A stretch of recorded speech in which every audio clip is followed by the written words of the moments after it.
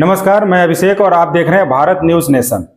आइए रुक करते हैं खबर की ओर। भारत ने धार्मिक आधार पर यूएनएसी सदस्यता का किया विरोध। भारत सहित G4 देशों ने संयुक्त राष्ट्र सुरक्षा परिषद यूएनएसी में धार्मिक आधार पर अस्थायी सदस्यता देने के किसी भी प्रस्ताव को संयुक्त राष्ट्र के नियमों के खिलाफ करार देते हुए मुस्लिम देश के आरक्षण के प्रस्ताव को खारिज कर दिया है। संयुक्त राष्ट्र में भारत के अस्थायी प्रतिनिधि राजदूत पी हरीश ने यूएन मुख्यालय में आयोजित अंतर सरकारी वार्ता IGN बैठक में धर्म और आस्था के आधार पर किसी भी देश को यूएनएससी में प्रतिनिधित्व देने के प्रयासों की आलोचना की। भारत ने कहा कि यह क्षेत्रीय प्रतिनिधित्व के स्वीकृत आधार के बिल्कुल विपरीत है। उन्होंने कहा कि पाठ आधारित वार्ता का विरोध करने वाले लोग यूएनएसी सुधारों पर प्रगति नहीं चाहते।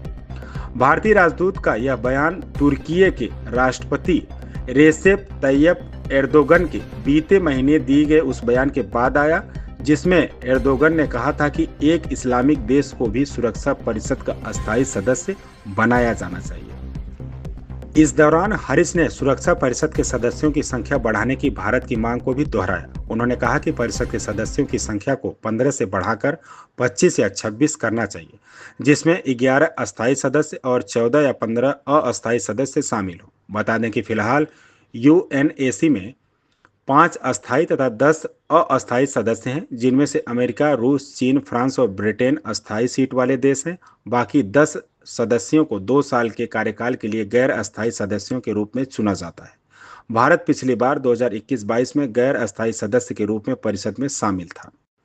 वहीं दूसरी ओर भारत कई वर्षों से यूएनएसी की अस्थायी सदस्यता हासिल करने के प्रयास कर रहा है। अमेरिका, ब्रिटेन, फ्रांस और रूस जैसे 4 अस्थायी सदस्यों के साथ ही ग्लोबल साउथ के तमाम देश भी भारत की सदस्यता का समर्थन कर चुके हैं, मगर चीन इस राह में सबसे बड़ी रुकावट बना हुआ है। भारत चीन के बीच चल रहे सीमा विवाद और चीन का भारत को अपना क्षेत्रीय प्रतिद्वंदी मानना इसके विरोध की मुख्य वजह है। रिपोर्ट शाश्वत तिवारी।